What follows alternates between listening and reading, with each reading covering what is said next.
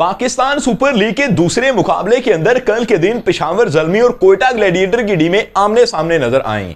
इनके दरमियान होने वाले मुकाबले के अंदर पेशावर ज़ल्मी को बड़े मार्जिन से हार का सामना करना पड़ा। पेशावर ज़ल्मी की इस हार के पीछे क्रिकेट फैंस ने बाबर आजम को जिम्मेदार ठहराया कि बाबर आजम की कप्तानी के अंदर यह टीम हारी है और पेशावर ज़ल्मी की मैनेजमेंट ने ऐसी एक्सपेक्टेशंस नहीं की होंगी कि इतनी तगड़ी बैटिंग लाइनअप बनाने के बाद उनका यह हाल होने वाला था। हालांकि कोयटा ग्लैडिएटर का सेटअप मुकम्मल नजर नहीं आ रहा था, बहुत तोड़फोड़ थी उनके सेटअप के अंदर, बहुत सारी चीजें खराब थी, लेकिन पेशावर ज़ल्मी का सेटअप तगड़ा होने के बावजूद भी फिर भी हार गया है। इनके पास ऐसे बैटर मौजूद थे जो कि मैच को 15-20 मिनट के अंदर फिनिश कर सकते थे, तगड़ी बैटिंग लाइनअप इनके पास मौजूद थी, लेकिन 80 रन के बड़े मार्जिन के साथ हार का सामना करना यह बड़ी शर्मनाक बात है। स्पेशली कल के दिन बाबर आजम की बैटिंग जो थी वो काफी शर्मनाक रही है। बाबर आजम को पाकिस्तान के स्क्वाड से आउट किया गया हुआ है, ये पाकिस्तान के टी20 स्क्वाड का हिस्सा नहीं है। अब आने वाले वक्त के अंदर इनके फैंस का कहना था कि पाकिस्तानी टीम के अंदर कमबैक करेंगे, पीएसएल के बाद जो बांग्लादेश वाली सीरीज है उसके अंदर ही आपको खेलते हुए नजर आएंगे।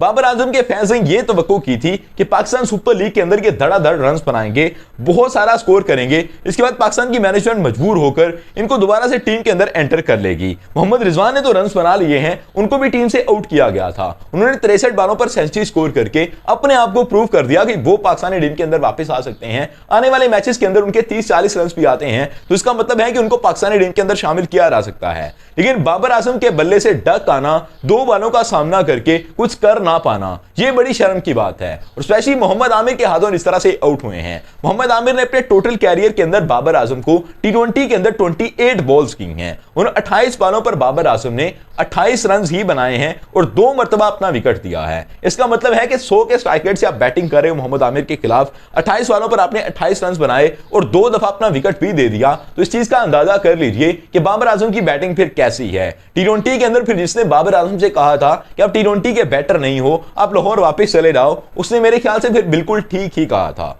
अगर आप कहते हो कि मोहम्मद आमिर लेजेंडरी बॉलर है, मोहम्मद आमिर बहुत तगड़ा बॉलर है, उसके आगे बैटिंग कर पाना तो किसी के भी बस की बात नहीं होती। किसी के भी रिकॉर्ड्स उठाकर देख लें, इसी तरह के रिकॉर्ड आपको नजर आएंगे। तो बहुत सारे बैटर ऐसे हैं जो कि अच्छा खेल जाते हैं इनके खिलाफ, और अगर आप अच्छा नहीं खेल पाते हो तो आपको स्ट्राइक रोटेट करनी होती है, कम से कम अपना विकेट नहीं देना होता है। 28 बालों के अंदर 2 दफा विकेट देना, फिर भी 28 रन ही बना पाना, यह थोड़ी सी शर्म की बात है बाबर आजम के लिए। और अगर आप तगड़े बॉलर की बात कर रहे हो तो इंटरनेशनल के अंदर आपको हमेशा तगड़े बॉलर ही देखने को मिलते हैं। कोई भी ऐसा बॉलर नहीं होता जो कि ऐसे ही उठाकर टीम के अंदर शामिल कर लिया जाए।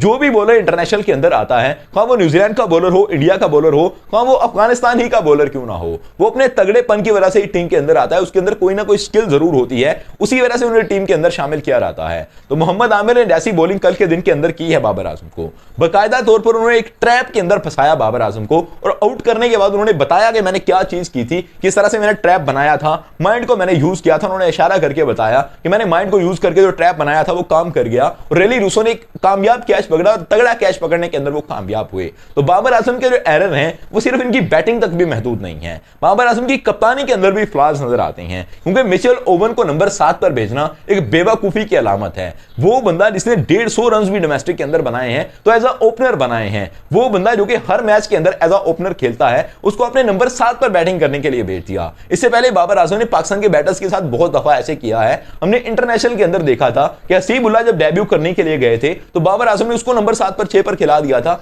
इसकी वजह से उनका कैरियर बर्बाद हो गया और वो पाकिस्तान के अंदर वापस आकर डोमेस्टिक क्रिकेट के अंदर रन करना स्टार्ट हो गए थे। हसीबुल्लाह को हमने हालांकि देखा था कि वो भी डोमेस्टिक के अंदर पाकिस्तान के अंदर फर्स्ट क्लास क्रिकेट के अंदर, आपने पीएसएल के अंदर भी उन्हें देखा खेलते हुए कि वो ओपनर खेलते हैं, लेकिन उनको नंबर 6 पर बाबर आजम ने खिलाया था। कल के दिन के अंदर यह काम मिचेल ओवन के साथ किया गया कि उनको नंबर 7 पर बैटिंग करने के लिए भेज दिया गया। हालांकि उन्होंने 38 रन बनाए और कामयाब 38 रन बनाए हैं, तेज खेलते हुए नजर आ रहे थे। 17 बाले खेली, 38 रन बना दिए, अच्छी बैटिंग उन्होंने की। लेकिन उनको अगर ओपनर भेजा गया होता तो सिचुएशन चेंज हो सकती थी। और सिर्फ माइकल ओवन वाला एक मसला नहीं है, आपने मोहम्मद हारिस को भी देखा, वो भी 1 डाउन पोजीशन पर बैटिंग कर रहे थे। हालांकि बाबर आजम इंटरनेशनल के अंदर आपको 1 डाउन खेलते हुए नजर आते हैं, टी20 के अंदर ओपन नहीं करते। लेकिन कल का मुकाबला जो पेशावर ज़ल्मी का मुकाबला था उसके अंदर बाबर आजम ओपन कर रहे थे, साथ इनके साइम अयूब खड़े थे। बाबर आजम ओपनर के तौर पर फेल हुए हैं। तो अगले मुकाबले के अंदर देखना है कि क्या मोहम्मद हारिस को ओपन कराया जाता है, क्योंकि डोमेस्टिक के अंदर भी आपको ओपन करते हुए नजर आते हैं, इंटरनेशनल के अंदर भी उनको मौका मिला तो वो ओपन ही कर रहे थे। हसन नवाज के साथ वो ओपन कर रहे थे। कल के दिन तो हसन नवाज को भी 1 डाउन खिलाया गया था,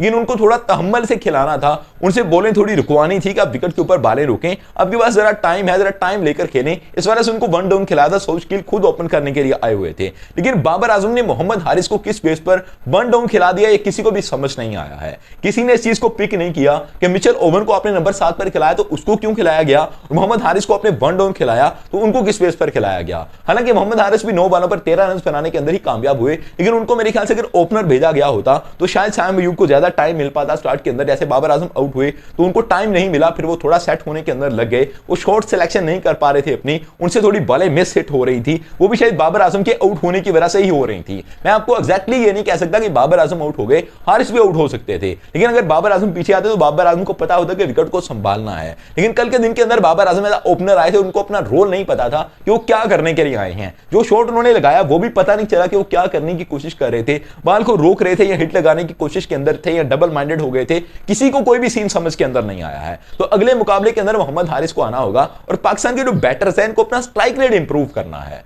इससे पहले मोहसिन नकवी साहब इस चीज के ऊपर बात कर चुके हैं, उन्हें क्रिकेट की बहुत ज्यादा नॉलेज नहीं है, इन्होंने फिर भी कहा था कि जो अंग्रेज हैं ये जब छक्के लगाते हैं तो उनके छक्के बड़े लंबे लंबे जाते हैं, जब पाकिस्तान के बैटर्स लगाते हैं तो छक्के ज्यादा लंबे नजर नहीं आते। उनको इन चीजों का फर्क नजर आ रहा है कि पाकिस्तान के जो बैटर में इंटरनेशनल कैरियर के अंदर जाते हैं, बाद में जाकर वहां पर कैचेस देकर बैठे होते हैं, उसके पीछे यही रीजन है कि इनकी हिटें इतनी तगड़ी नहीं होती हैं। अब कल के मुकाबले के अंदर भी आपने देखा कि 4 प्लेयर ऐसे थे जिनका स्ट्राइक रेट 200 से ऊपर था, और वो चारों के चारों प्लेयर जो थे वो इंग्लिश प्लेयर थे। पाकिस्तान का कोई भी प्लेयर उसके अंदर मौजूद नहीं था। पाकिस्तान की तरफ से जिसने सबसे अच्छी इनिंग खेली है वो सैन तलत थे, उनका 187 का स्ट्राइक रेट था। बाकी जितने भी आपके बैटर्स थे, आपके साइम अयूब ने भी बैटिंग की, उन्होंने 50 स्कोर की है, उनका जो स्ट्राइक रेट था वो 131 का नजर आ रहा था। बाबर आजम ने कुछ किया नहीं, आपके मोहम्मद हारिस ने भी कुछ नहीं किया, 9 बॉलों पर 13 रन बनाए, उनको आप कंसीडर नहीं कर सकते कि इसका स्ट्राइक रेट कितना होगा। उस स्ट्राइक रेट को आप देखोगे आप थोड़े भटक जाओगे, क्योंकि समटाइम ऐसे होता है कि एक बॉल पर बंदा छक्का लगा के अगली बॉल पर आउट हो रहा था तो इस चीज को कंसीडर नहीं किया रहा था